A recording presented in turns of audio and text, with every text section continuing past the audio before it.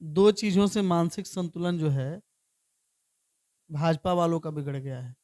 पहला मानसिक संतुलन इसलिए बिगड़ गया कि लालू यादव जैसे ही बाहर आए, उनकी तबीयत खराब हुई और इस दौरान जो खेला हो गया बिहार में कि रातों-रात सरकार बदल गई और कुछ भी नहीं है। पीएफआई अगर आतंकी संगठन है तो बंद होना चाहिए और पीएफआई ही नहीं, पूरे हिंदुस्तान में जो भी इस प्रकार के संगठन हैं, उन सभी संगठनों पे बैन लगाना चाहिए इंक्लूडिंग आरएसएस। देश में संविधान खतरे में है, इन्हीं के राज में संविधान को जलाया गया, इन्हीं के राज में बाबा साहब भीमराव अम्बेडकर की मूर्तियाँ तोड़ी गईं और इन्हीं के राज में गॉडसे को पूजा जा रहा है। अब इससे बड़ा हम तो कहेंगे भाजपा आतंकी संगठन है, भाजपा पर बैन लगा देना चाहिए। आप बताइए भारत के संविधान को जलाना, बाबा साहेब भीमराव अम्बेडकर की मूर्तियों को तोड़ना, गांधी जी की मूर्तियों को तोड़ना, गांधी को न मानना, देश में संविधान खतरे में है, इन्हीं के राज में संविधान को जलाया गया, इन्हीं के राज में बाबा साहेब भीमराव अम्बेडकर की मूर्तियाँ तोड़ी गईं और इन्हीं के राज में गॉडसे को पूजा जा रहा है। अब इससे बड़ा हम तो कहेंगे भाजपा आतंकी संगठन है, भाजपा पर बैन लगा देना चाहिए। आप बताइए भारत के संविधान को जलाना, बाबा साहेब भीमराव अम्बेडकर की मूर्तियों को तोड़ना, गांधी जी की मूर्तियों को तोड़ना, गांधी को न मानना।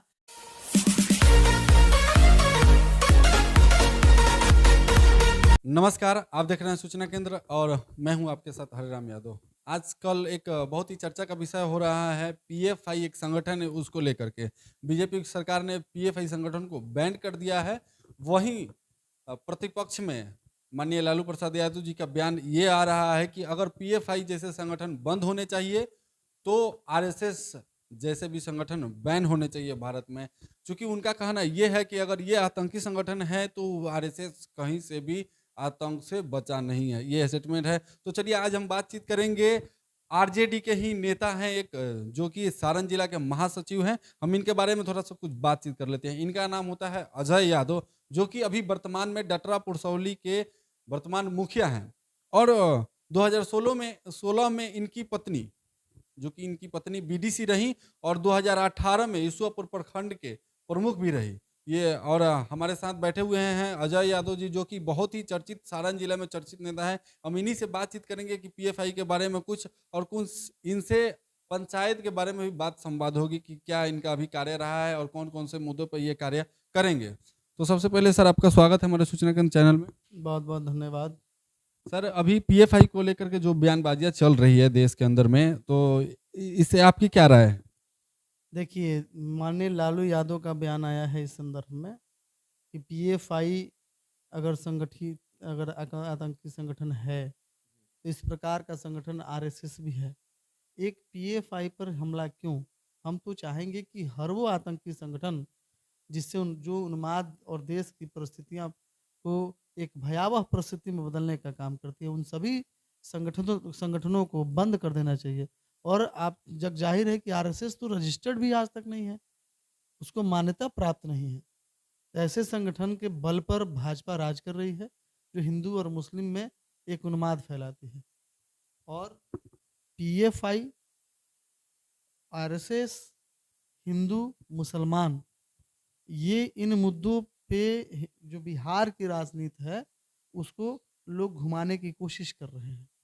सर ये माननीय लालू प्रसाद जी का जो कथनी था कि आरएसएस को भी बैन करना चाहिए था, कई नेताओं के द्वारा ऐसे बयानबाजियां चल रही है, टिप्पणियां हो रही है, कमेंट पे भी टिप्पणियां हो रही है कि ये बयानबाजी हो रहा है कि लालू प्रसाद यादव का मानसिक संतुलन सही नहीं है, इसीलिए वो आरएसएस को भी आतंकवादी संगठन कह रहे हैं।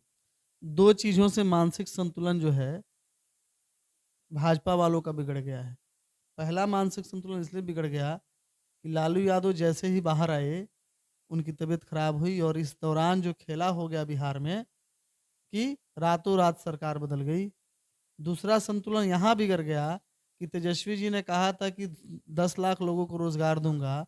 उसमें बखूबी माननीय नीतीश कुमार और तेजस्वी जी के नेतृत्व में बिहार के नौजवानों को लगातार रोज़गार और नियुक्ति पत्र बाँटे जा रहे हैं। और तेजस्वी अपने जुबान पर, अपने कथनी पर सीधा-सीधी खड़े उतर रहे हैं। तो रोज़ी-रोज़गार के मुद्दे पर आज भी तेजस्वी जी सीधे-सीधी वार्ता कर रहे हैं, सीधे उसी पे कार्य कर रहे हैं, बेरोज़गारी पर प्रहार कर रहे हैं। तो इन मुद्दों से ध्यान जनता का भटकाने के लिए पीएफआई और हम फलाना ये सब कर रहा है लोग, और कुछ भी नहीं है। पीएफआई अगर आतंकी संगठन है तो बंद होना चाहिए, और पीएफआई ही नहीं, पूरे हिंदुस्तान में जो भी इस प्रकार के संगठन है, उन सभी संगठनों पर बैन लगाना चाहिए, इंक्लूडिंग आरएसएस। सर अगर हम बैन की बात करें तो बीजेपी गवर्नमेंट जो है, अगर जो भी संगठन है उसके खिलाफ आवाज़ उठाती है, वो उसको आतंकी साबित करती है। तो इस तरह से भारत के हर विपक्षी संगठनें बंद हो जाएँगी? आपने देखा होगा कि जब हम लोग विपक्ष में थे तो माननीय तेजस्वी यादव ने संविधान बचाओ यात्रा पूरे बिहार में किया था, और आज भी पूरे देश में संविधान खतरे में है। इन्हीं के राज में संविधान को जलाया गया, इन्हीं के राज में बाबा साहब भीमराव अंबेडकर की मूर्तियां तोड़ी गईं, और इन्हीं के राज में गोडसे को पूजा जा रहा है। अब इससे बड़ा हम तो कहेंगे भाजपा आतंकी संगठन है, भाजपा पर बैन लगा देना चाहिए। आप बताइए, भारत के संविधान को जलाना, बाबा साहेब भीमराव अंबेडकर की मूर्तियों को तोड़ना, गांधी जी की मूर्तियों को तोड़ना, गांधी को न मानना, देश के प्रथम आतंकी गॉडसे को मानना, उनकी पूजा अर्चना करना, क्या यह आतंकी गतिविधि नहीं है? माननीय प्रधानमंत्री जी तो महात्मा गांधी के नाम से तो स्वच्छता अभियान चला रहे हैं, तो कैसे कह सकते हैं कि वो गांधी के विरोध है? चलाएंगे। इस देश में बिना महात्मा गांधी के नाम के राजनीति करना संभव नहीं है। इस देश के राष्ट्रपिता महात्मा गांधी थे, महात्मा गांधी हैं, महात्मा गांधी रहेंगे, और महात्मा गांधी के चेहरे के पीछे गॉडसे को ये जन्म दे रहे हैं, इनको उसको बड़ा बना रहे हैं। तो ना बड़ा बनने देंगे, और न वो बड़े हैं। सर एक बात और आपसे जानना चाहेंगे कि आप 2024 में क्या माननीय वर्तमान के मुख्यमंत्री नीतीश कुमार को प्रधानमंत्री के चेहरे पे देखना चाहेंगे? कभी भी माननीय नीतीश कुमार जी ने नहीं कहा कि मैं प्रधानमंत्री का उम्मीदवार हूँ, और कभी तेजस्वी जी ने नहीं कहा कि मैं मुख्यमंत्री का उम्मीदवार हूँ। अभी आप 2 दिन पहले का बयान देखिएगा, तेजस्वी ने कहा कि मुझे कोई हड़बड़ी नहीं है। मैंने कल का भी देखा एक वीडियो में उन्होंने। देश नहीं, बिहार जो है कुशल नेतृत्व के हाथ में, नेतृत्वकर्ता के हाथ में है। यह सरकार अनुभव और युवाओं के जोश के बदौलत चल रही है। आप देखिए स्वास्थ्य विभाग में किस प्रकार के एक क्रांतिकारी बदलाव आया है। कला संस्कृति, हमारे मंत्री सारंग जितेंद्र राय जी हैं, किस प्रकार से इस क्षेत्र में काम जो है सो लोगों में एक उत्साह है। सभी मंत्री, सभी विधायकगण जो भी हैं, ये सरकार में पूरी तरह से रोजी रोजगार के मुद्दे पर, रोजी रोटी, कपड़ा, मकान के मुद्दे पर काम कर रहे हैं। और निश्चित रूप से ये नीतीश जी भी नहीं कहा कि मैं प्रधानमंत्री का उम्मीदवार हूँ। विपक्षी एकता के सूत्रधार। एक चलते चलते मैं आपसे एक कुछ और जानना चाहूंगा कि आप वर्तमान के शिक्षा मंत्री जी से भी मिले हुए थे, आपकी बातचीत हुई शिक्षा को लेकर के? देखिए, शिक्षा मंत्री चंद्रशेखर सिंह जी जो थे, उन्होंने हमें आश्वासन दिया कि 7वें चरण में बहाली होगी। एक्चुअली मामला ये था कि हमारे पंचायत में जो है, हर एक पंचायत में हर एक मध्य विद्यालय में अपग्रेड माध्यमिक विद्यालय बनाए गए हैं, जिसमें अभी तक शिक्षकों की प्रतिनियुक्ति नहीं हो सकी है। उसके लिए हम मिले थे, तो उन्होंने कहा कि 7वें चरण में बहाली होगी, और बहाली में माध्यमिक में शिक्षक बहाल होंगे, और वर्ग संचालन होगा। और साथ ही साथ बच्चे जो 40 पर सब्जेक्ट 40 बच्चों का एडमिशन है, उस एडमिशन की संख्या को भी हम लोग बढ़ाएंगे कि 40 से अधिक लोगों का एडमिशन हो। सर आप ऐसे तो नेतृत्व जो जिला का कर रहे हैं, लेकिन वर्तमान में आप डाटा पुरसौली के मुखिया भी हैं, तो आपके पंचायत में शिक्षा व्यवस्था की अभी की स्थिति क्या रहेगी? देखिए, मुख्य एजेंडा है मेरे मानने में, मेरे मायने में, शिक्षा अगर शिक्षा बेहतर हो तो क्षेत्र विकसित होगा। नहर, नली, रोड, सड़क, ये सारी मूलभूत सुविधाएं हैं जो लोगों को शारीरिक सुख देता है। पैदल चलना है तो पैर में मिट्टी नहीं लगी, ये शारीरिक सुख है।